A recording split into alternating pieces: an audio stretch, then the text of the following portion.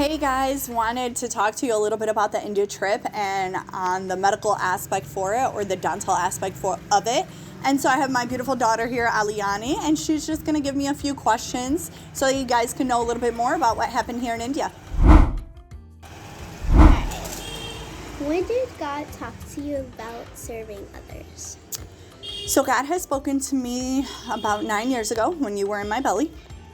And my husband and I were at a Joyce Meyer's conference. There at the conference, there was a video that was playing about their mission trips that Joyce Meyer's does.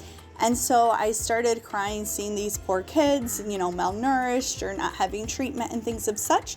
And it really touched my heart. And that's when I feel that the Lord really had put that in me to go and serve others.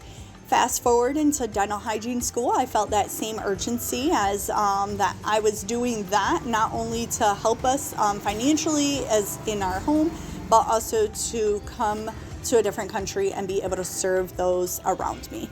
How did you get here to India?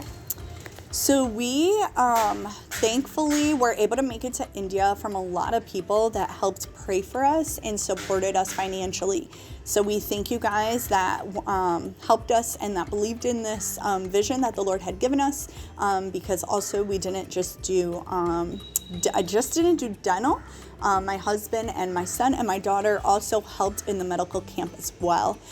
So through many people giving, was how we were able to get here today. How are the people here in India? So it's definitely different than America. It was definitely a culture shock and also very sad as well. I've literally seen people sleeping on the floor here with just a blanket and what they have on them.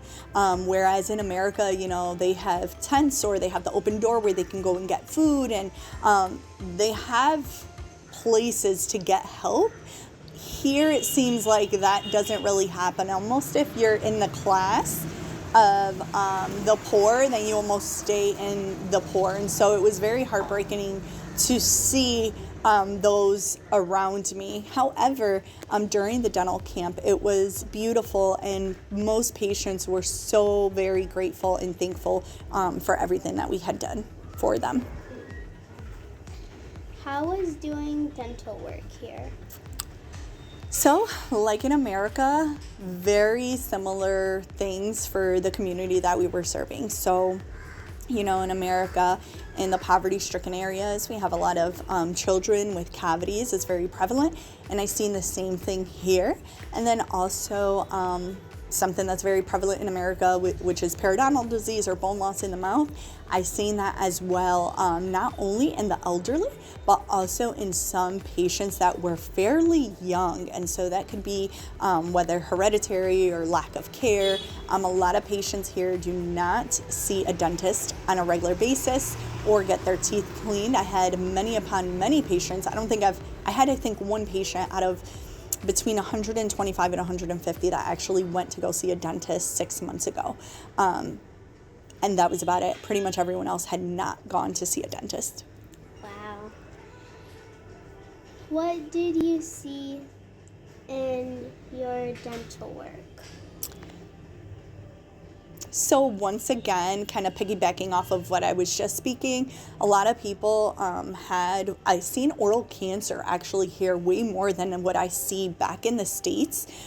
Chewing tobacco is very huge here, and cigarettes as well. And so that was very high. I seen between 3 to 6 patients from about 150.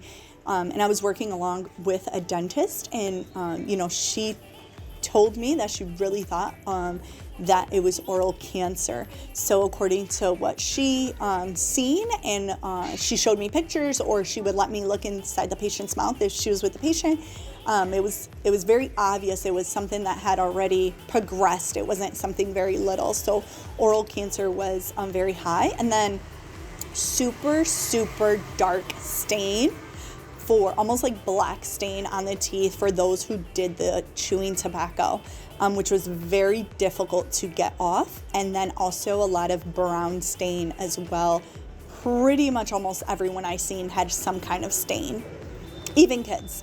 Oh, wow. What was your visit to India, good or bad?